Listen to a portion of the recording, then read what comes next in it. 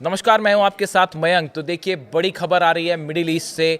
America ने Iran के आसपास 800 के करीब टॉम हॉक क्रूज मिसाइल्स जो हैं वो तैनात कर दिए हैं। जी हां, बड़ा मिलिट्री मूवमेंट है ईरान के चारों तरफ। और जो एक्सपर्ट्स बता रहे हैं कि इराक वॉर के समय या अफगानिस्तान वॉर के समय मिडिल ईस्ट में इतने बड़े स्तर पर अमेरिका ने अपने हथियारों को, शिप्स को, मिसाइल्स को का जखीरा जो है वो जमा किया था। अब बिल्कुल उसी तरह का मिलिट्री मूवमेंट ईरान के चारों तरफ हो चुका है। और जो खबरें हैं, जो डिफेंस सोर्सेज बता रहे हैं कि करीब 800 टॉम हॉक मिसाइल्स हैं जो कि ईरान के आसपास अलग अलग जहाज़ों में हैं, सबमरीन्स पे हैं। देखिए, टॉम हॉक वो मिसाइल है अमेरिका की। इसका जिक्र मैं क्यों कर रहा हूं? क्योंकि इस बार सीधा मुकाबला होना है टॉम हॉक मिसाइल वर्सेस फतेह 2। अब ऐसा क्यों कहा जा रहा है, हम आप पहले को उसको समझाएंगे। सबसे पहले ये समझिए कि अमेरिका ने किस तरह से टॉम हॉक मिसाइल्स तैनात किए हैं। एयरक्राफ्ट कैरियर अब्राहम लिंकन पहुंच चुका है, आपको जानकारी है ही, ओमान की खाड़ी में है। टॉम हॉक मिसाइल्स हैं। बताया जाता है कि 300 से ज़्यादा टॉम हॉक मिसाइल्स सिर्फ अब्राहम लिंकन एयरक्राफ्ट कैरियर पे है। 360 to be very specific, 360 number सुन के बताए जाते हैं। इसके अलावा जो डिस्ट्रॉयर्स हैं, जो ओमान की खाड़ी में हैं, जो अरब सागर में हैं, जो मेडिटेरियन सी में हैं, अलग अलग जहाज जो अमेरिका में हैं, अमेरिका के यहाँ पे तैनात हैं, उन सब में भी टॉम हॉक मिसाइल्स लगा दी गई हैं। और जो बार बार कार्गो प्लेन्स पहुँच रहे हैं अमेरिका के, जॉर्डन में, कतर में, सऊदी में, इन सब प्लेन से ये मिसाइल्स लाई गई हैं यहाँ पे। और बताया जा रहा है कि 800 से ज़्यादा मिसाइल्स जो हैं वो तैनात कर दी गई हैं। 5 बड़ी सबमरीन्स अमेरिका की, जो कि कुछ तो अब्राहम लिंकन जो इनका वो है उसके साथ ही चलती हैं कुछ पनडुब्बियाँ, वो हैं ही। इसके अलावा भी कुछ सबमरीन्स जो हैं वो मिडिल ईस्ट में ईरान के आसपास तैनात कर दी गई हैं। और इन सबमरीन्स से टॉम हॉक मिसाइल्स फायर की जा सकती है। यानी एक बड़ा अंदेशा ये जताया जा रहा है कि अगर ईरान पर हमला होता है तो वो अमेरिकन टॉम हॉक मिसाइल से हो सकता है, और वो सबमरीन से हो सकता है, शिप से हो सकता है, और अलग अलग इनके जो डिस्ट्रॉयर्स हैं उनसे हो सकता है। लेकिन इसका करारा जवाब देने के लिए, देखिए, मैंने आपको बार बार कहा कि ईरान ने इस बार हर अमेरिका की तरफ से जो भी स्टेप उठाए गए, इजराइल की तरफ से, इजराइल तो एक्चुअली कायदे में बहुत पीछे छूट चुका है ईरान को टक्कर देने के मामले में, अमेरिका की तरफ से जो भी स्टेप्स उठाए गए हैं उनका एग्रेसिव जवाब दिया है, एक कदम आगे बढ़ के जवाब दिया है। देखिए, खबर यह है कि 800 मिसाइल्स जो अमेरिका की तैनात की गई हैं अलग अलग इलाके में आसपास टॉमहॉक, उसका जवाब देते हुए 2000 मिसाइल्स ईरान ने तैनात कर दी हैं, जिसमें फतेह 2 मिसाइल्स हैं, जिसमें सेजिल मिसाइल है, जिसमें खुर्रम शहर मिसाइल है, और खैबर। देखिए, इसका जो डिप्लॉयमेंट हुआ वो भी बड़े स्ट्रेटेजिक तरीके से हुआ। 700 मिसाइल्स, खैबर सीरीज़ की मिसाइल्स हैं 700, जो कि ईरान ने अपने बॉर्डर पर तैनात की हैं, जिनके निशाने पर हैं अमेरिका के बेसिस। उसके बाद जब ये खबर आई कि अब्राहम लिंकन पहुंच चुका है और बड़े पैमाने में मिसाइल्स जो है वो अमेरिका से ट्रांसफ़र करके जॉर्डन पहुंच रही हैं। देखिए, जॉर्डन में जो अमेरिका का बेस है, एयर बेस है, वो अब ईरान पर हमले के लिए फॉरवर्ड बेस बन गया है। देखिए, जब कोई भी देश हमला करता है किसी भी देश पे, तो अपना एक एयर बेस जो होता है उसको फॉरवर्ड बेस कहलाता है, जिस बेस से आप जंग की शुरुआत करते हैं, या जो सबसे प्रमुख भूमिका निभाता है सबसे शुरुआती तौर पर होता है। सऊदी ने मना कर दिया कि आप हमारे यहाँ से जंग मत करिए, कतर ने मना कर दिया कि आप हमारे लैंड का इस्तेमाल मत करिएगा। इसके बाद ये एक बड़ी चुनौती थी कि भाई बिना सऊदी और कतर के कैसे लंबे समय तक लड़ाई जारी रखी जाएगी। ये एक बहुत बड़ा चिंता का मामला था। इस वजह से अटैक में देरी हुई, ऐसा कहा जाता है। एक बड़ी मीटिंग हुई जिसके बाद ये तय किया गया कि जॉर्डन के बेस का इस्तेमाल किया जाएगा। सेंटकॉम यानी जो सेंट्रल कमांड है अमेरिका की मिडिल ईस्ट में, इसके जो चीफ हैं वो कल जॉर्डन के बेस का उन्होंने दौरा भी किया। ये खबरें हैं, ये खबरें अब सब बाहर आ चुकी हैं। पिछले 7 दिनों के अंदर कम से कम 10 बड़े कार्गो जेट्स अमेरिका के जॉर्डन बेस पर पहुंचे हैं। F-15 प्लेन्स वहां पहुंच चुके हैं, F-35 जेट्स वहां पहुंच चुके हैं, और बड़ी संख्या में जॉर्डन में जो है वो फाइटर जेट्स पहुंच चुके हैं। यानी अगर लैंड बेस का किसी का इस्तेमाल होना है हमले के लिए तो वो होगा जॉर्डन का बेस। ये बात अब किसी से छिपी नहीं है, सामने आ गई है। हथियार बार बार उतर रहे हैं। अल उदैद एयर बेस पर आपने सुना होगा ये खबर कि ब्रिटेन ने अपने टाइफून जो फाइटर जेट्स हैं वो भेजे हैं, जो कि पहुंचे, लैंड किया उन्होंने अल उदैद बेस पे। उसके बाद वो वहां से आगे कहाँ गए हैं इसकी अभी पूरी जानकारी साफ नहीं है। क्या वो भी जॉर्डन के बेस पे जाने वाले हैं या वो सीरिया जाएंगे, ये अभी चीज़ साफ नहीं हुई है। जैसी इंफॉर्मेशन आएगी मैं आपको बताऊंगा।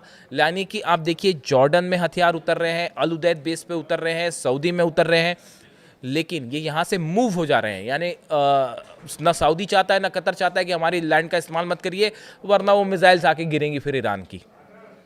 ये सब जानकारियां हैं। इस बीच 2000 मिसाइल्स की जो बात हो रही है, देखिए 700 मिसाइल्स 800 मिसाइल्स तो ऐसी हैं जो खैबर सीरीज की मिसाइल्स हैं, जो कि तैनात कर दी गई जैसे अब्राहम लिंकन आया उसके पहले ही तैनात कर दी गई थी। जब अब्राहम लिंकन पहुंचा ओमान की खाड़ी में, उसके बाद जब ये खबरें आनी शुरू हुई कि बड़ी संख्या में हथियार आने शुरू हो गए हैं और बड़ा मूवमेंट है, उसके बाद ईरान ने अपनी मिसाइल सिटी से बताया जाता है 500 के करीब फतेह 2 सीरीज की मिसाइल्स जो है उसका मूवमेंट किया। 500 मिसाइल्स ऐसी हैं जो ईरान ने फतेह 2 सीरीज की जो है निकाल के अलग अलग लॉन्च पैड्स पे तैनात कर दी है। यानी आप अगर 800 खैबर मिसाइल है, 500 आप मान लीजिए, और तो 1300 आपकी मिसाइल्स ये हो जाती है। इसके अलावा सेजल और खुर्रम शहर 4, ये वो मिसाइल्स हैं सबसे ज़्यादा डेडली मिसाइल्स। सबकी रेंज जो है वो ईरान ने इंक्रीज करी है, मॉडिफिकेशन किया है, और जिसकी रेंज पहले 2000 किलोमीटर थी, अब वो बढ़ के उसको बढ़ा के 3000 3500 ऐसा करने की कोशिश की गई पिछले 6 महीनों के दौरान, 12 दिन की जंग के बाद। देखिए 12 दिन की जंग में आखिरी के जो 4 दिन थे वो टर्निंग पॉइंट थे। उस समय जो फतेह सीरीज की मिसाइल्स गिरी, सेजिल मिसाइल गिरी, इन मिसाइल्स की खास बात ये थी, इसमें एमआरवी टेक्नोलॉजी थी, ये अपना रास्ता बदल सकती थी। चलिए मैं आपको एक छोटा सा तुलना बताता हूँ सरल शब्दों में कि टॉमहॉक मिसाइल भारी पड़ेगी या फतेह 2। देखिए टॉमहॉक मिसाइल अमेरिका की लंबी दूरी की सबसोनिक क्रूज मिसाइल है, जिसे जहाज़ों और पनडुब्बियों से लॉन्च किया जा सकता है, और यह रडार से बचते हुए बहुत कम ऊंचाई पर उड़कर सटीक लक्ष्य पर हमला करती है। देखिए इसकी खास बात यह है, क्रूज मिसाइल है, बेहद एक्यूरेट है और बेहद कम ऊंचाई पर उड़ती है, इसलिए रडार में इसे ट्रैक करना बेहद मुश्किल होता है। करीब 2500 किलोमीटर इसकी क्षमता है, और जीपीएस और नेविगेशन सिस्टम बहुत हाईटेक इसमें लगा होता है। यही वजह है कि पुतिन बार बार इस बात से, जैसी ये बात खबर आई कि अमेरिका यूक्रेन को टॉमहॉक मिसाइल दे सकता है, पुतिन ने कहा था कि अगर ऐसा होगा तो हम इसे जंग की शुरुआत मानेंगे, और अमेरिका रुक गया। देखिए ये इसी वजह से इसको इतना डेडली मिसाइल माना जाता है। अब फतेह 2 की बात करिए। देखिए ईरान की मिसाइल्स को बोल के बताना उतना आवश्यक नहीं है, वो आपने देखा पिछले 12 दिनों की जंग में, आखिरी के 4 दिन के विजुअल्स और वीडियोस देख लीजिए, आपको पता चल जाएगा ईरान की मिसाइल्स कितनी खतरनाक है। लेकिन चूंकि फिर भी टॉमहॉक और फतेह 2 का आमना सामना कर रहे हैं कुछ डिफेंस एक्सपर्ट, इसलिए अगर हम चर्चा करें तो फतेह 1 और फतेह 2 ईरान की सबसे खतरनाक हाइपरसोनिक मिसाइलें मानी जाती हैं।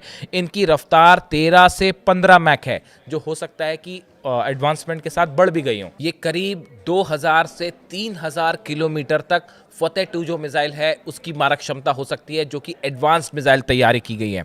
इसकी सबसे बड़ी खास बात है कि इसका मैन्यूवरेबल वॉरहेड है, ये टर्मिनल फेज में दिशा बदल सकता है, यानी आयरन डोम और एरो सिस्टम के लिए इन्हें पकड़ना बेहद मुश्किल है। खास बात फतेह 2 की, जो डिफेंस सिस्टम है खास तौर पे इजराइल के, चाहे वो आयरन डोम हो या थार्ड भी इसमें शामिल किया जाता है।